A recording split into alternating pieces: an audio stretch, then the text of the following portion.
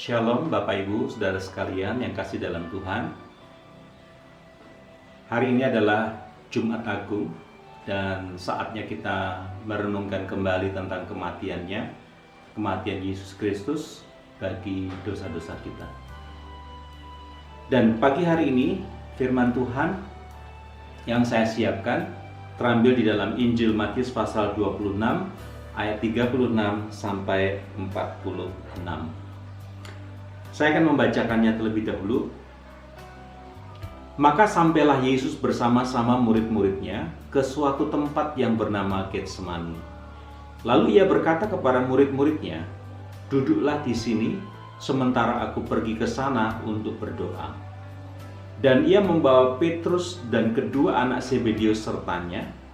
Maka mulailah ia merasa sedih dan gentar.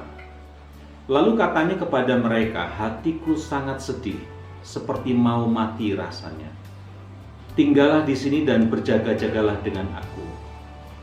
Maka ia maju sedikit lalu sujud dan berdoa, katanya, "Ya Bapakku, jikalau sekiranya mungkin, biarlah cawan ini lalu daripadaku, tetapi janganlah seperti yang ku kehendaki, melainkan seperti yang Engkau kehendaki." Setelah itu ia kembali kepada murid-muridnya itu dan mendapati mereka sedang tidur. Dan ia berkata kepada Petrus, "Tidakkah kamu sanggup berjaga-jaga 1 jam dengan aku? Berjaga-jagalah dan berdoalah, supaya kamu jangan jatuh ke dalam pencobaan. Roh memang penurut, tetapi daging lemah."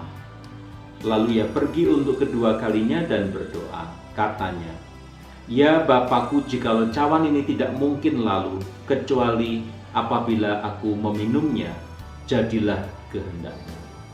Dan ketika ia kembali pula, ia mendapati mereka sedang tidur, sebab mata mereka sudah berat. Ia membiarkan mereka di situ, lalu pergi dan berdoa untuk ketiga kalinya, dan mengucapkan doa yang itu juga. Sesudah itu ia datang kepada murid-muridnya dan berkata kepada mereka, "Tidurlah sekarang dan istirahatlah. Lihat, saatnya sudah tiba, bahwa Anak Manusia diserahkan ke tangan orang-orang berdosa. Bangunlah, marilah kita pergi. Dia yang menyerahkan aku sudah dekat." Bapak Ibu Saudara, kita akan berdoa. Kami mohon kiranya Tuhan menolong kami mengerti isi firman-Mu. Dan dialah firman yang hamba-Mu beritakan dapat dimengerti dengan jelas oleh jemaat, dan kami sekalian diberkati oleh firman Tuhan ini. Dalam nama Tuhan Yesus kami berdoa. Amin.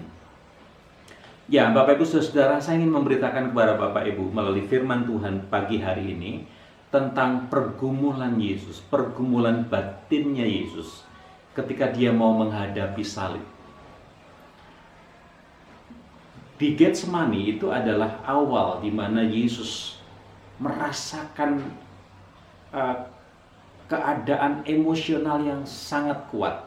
Yang saya maksudkan adalah dia mulai merasa takut, mulai merasa gentar, mulai merasa sedih. Dan itu diungkapkan di dalam ayat 37 bagian B. Ketika Yesus masuk di Getsemani, Yesus mulai merasa sedih dan gentar hatinya. Bapak Ibu Saudara, tidak ada yang tahu, murid-murid pun juga tidak tahu apa yang dirasakan oleh Tuhan Yesus. Tetapi Yesus mencoba mengungkapkan perasaannya kepada murid-muridnya dengan mengatakan, "Hatiku sangat sedih, seperti mau mati rasanya." Saudara, apakah ada murid-murid yang mengerti apa yang dimaksudkan oleh Tuhan Yesus? Apakah ada murid-murid yang merespon, "Kenapa Guru engkau merasa sedih? Mengapa engkau merasa gentar?"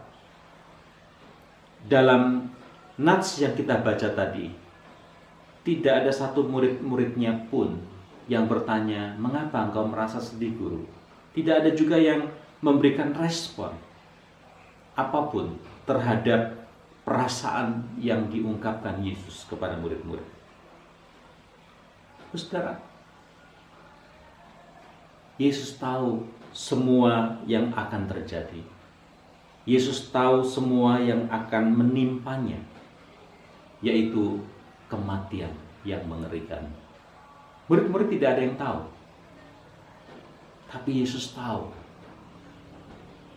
Saudara, saya melihat dari sisi kemanusiaannya, Yesus merasa gentar, dia merasa sedih batinnya, karena dia tahu apa yang akan dia alami.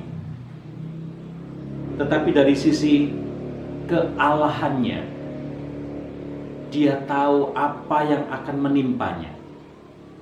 Dia tahu apa yang akan dia alami, sesuatu yang mengerikan. Bapak Ibu Saudara, dalam konteks firman Tuhan ini terlihat bahwa rasa sedih Yesus itu sangat berkaitan erat dengan cawan yang harus diminumnya. Bapak Ibu Saudara, apa arti cawan yang dimaksudkan oleh Tuhan Yesus pada perikop ini? Cawan secara literal itu artinya tempat minuman yang biasa digunakan untuk perjamuan kudus. Satu cawan, ya, satu tempat minum, dan itu diminum secara bergiliran Yesus dengan murid-muridnya. Secara literal memang itu tempat minuman, tetapi secara kiasan, makna kiasannya, cawan itu adalah kematian yang kejam yang harus dihadapi oleh Yesus. Bapak Ibu Saudara, ini bukan hal yang mudah. Kalau Bapak Ibu perhatikan, Yesus memang gentar terhadap cawan yang harus dia minum. Tetapi bukan berarti dia menolak. Dia gentar, tetapi bukan berarti dia menolak. Tetapi dia memilih untuk taat kepada kehendak Bapanya. Dan itu diungkapkan beberapa kali dalam perikop ini. Misalnya, ya Bapa, jikalau sekiranya mungkin. Ya Bapa, jikalau sekiranya mungkin. Jika memungkinkan, biarlah cawan ini lalu daripadaku. Tetapi janganlah seperti yang ku kehendaki, melainkan seperti yang kau kehendaki. Yesus memang berbicara dalam bahasa pengandaian, seandainya dibolehkan oleh Bapa. Tapi jika tidak, dia pun memilih untuk taat, meminum cawan itu. Bapak Ibu Saudara, ini bukan perkara yang mudah bagi Yesus, karena itu pergumulan yang sangat berat yang digambarkan, dideskripsikan melalui perasaan-perasaan, emosi-emosi yang sangat menonjol di sini, yaitu perasaan sedih dan gentar, takut. Dan itu perasaan-perasaan yang mewakili pergumulan yang berat, sesuatu yang menekan batin. Bahkan yang menarik pada waktu saya mempelajari firman Tuhan ini, ungkapan yang mengatakan bahwa mulailah ia merasa sedih dan gentar. Sebenarnya itu dapat diterjemahkan sebagai rasa takut dan distress, ya, menderita. Saudara, ini lebih dari sekedar rasa takut biasa. Ini lebih dari sekedar rasa sedih biasa. Takut, sedih yang sangat kuat. Bapak Ibu yang kasih dalam Tuhan, Alkitab menggambarkan pergumulan Yesus yang sangat hebat di Taman Getsemani. Itu diwakili oleh perasaan-perasaan yang kuat tersebut. Saudara, kalau kita bertanya untuk apa dia melakukan semuanya ini,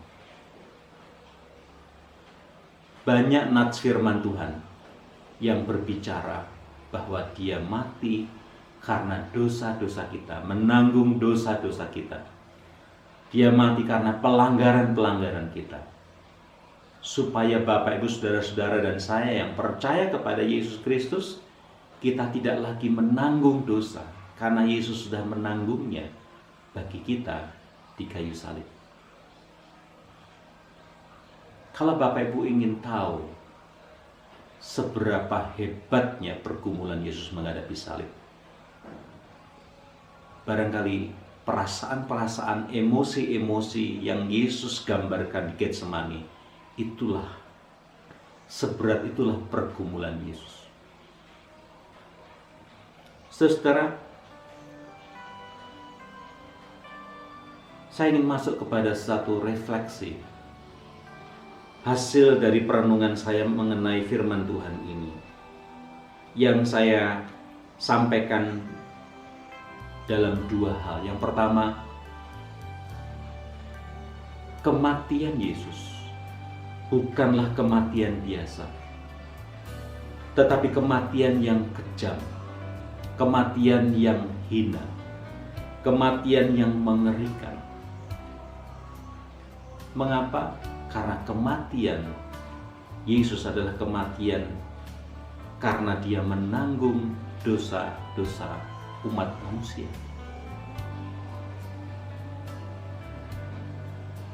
Sehingga tadi saya mengatakan ini bukan kematian biasa, tapi kematian yang kejam, kematian yang hina, kematian yang mengerikan. Mengapa? Karena dosa-dosa umat manusia ditanggung di dalam tubuh kematian. Karena itu berat. Perlakuan orang yang mati karena menanggung dosa itu lebih kejam, lebih mengerikan, lebih hina dibanding kematian biasa. Itu sebabnya kenapa salib itu adalah simbol kematian yang hina. Saudara, Yesus melakukannya di kayu salib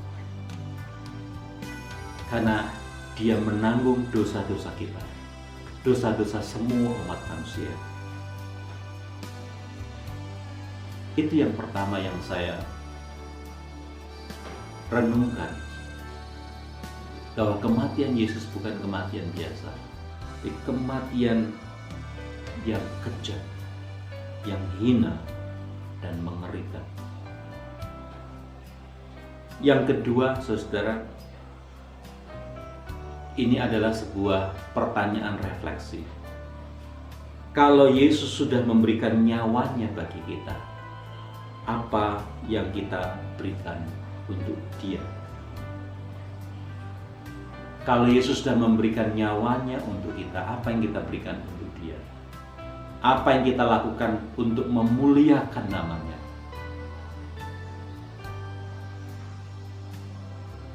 Mungkin saudara pernah memikirkan apa yang dapat saudara berikan kepada Tuhan.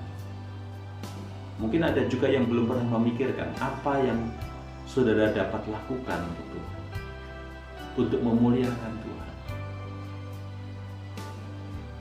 Kita memang tidak dapat melakukan apapun yang sebanding dengan kematian yang mengerikan, yang hina, yang kejam yang ditanggung oleh Yesus. Apapun yang kita lakukan barangkali tidak akan pernah sebanding dengan pengorbanan. Dan Tuhan Yesus tidak menuntut itu dari kita. Tapi Tuhan Yesus menuntut dari kita supaya kita yang telah menerima keselamatan melalui kematiannya, Tuhan mau kita hidup bagi Kristus, hidup untuk kebenaran-kebenaran firman. Kiranya firman Tuhan pada saat ini mengingatkan kita bahwa Yesus telah melakukan perkara yang sangat amat berat bagi saudara dan saya. Tetapi kita juga didorong untuk mengasihi Tuhan, melakukan sesuatu untuk kemuliaan namanya, Sebab kita nggak bisa menyaingi, menandingi dengan melakukan apapun untuk Dia. Selain kita melakukan hal-hal yang memuliakan namanya, hidup menuruti firman Tuhan, dan melayani Tuhan selama kita masih hidup. Tuhan kiranya dipermuliakan dan memberkati saudara-saudara. Mari kita berdoa.